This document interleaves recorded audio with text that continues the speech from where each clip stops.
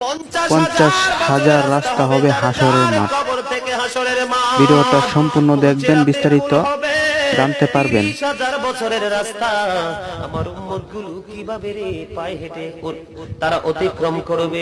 বন্ধু নবী এমনি ইসলামিক এমনি ভিডিও কাঁদে পেতে আমার এই নিয়ে চ্যানেলটি নবী সাবস্ক্রাইব জানিয়ে করবেন। দিয়েছে কাল কিয়ামতের ময়দানে উম্মতগুলো খালি পায়ে থাকবে, মাটি তো তামা থাকবে।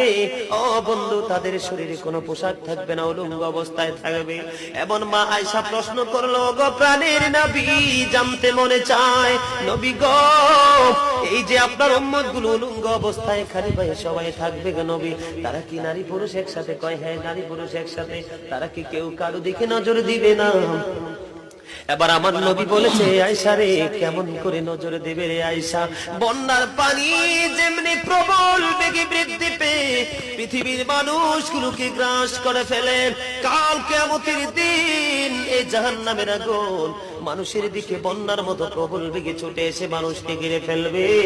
এত ভয়ঙ্কর হবে রে আয়েশা কেরা, এত ভয়ঙ্কর হবে আসুরির দিন, এত ভয়ঙ্কর হবে সেই দিন।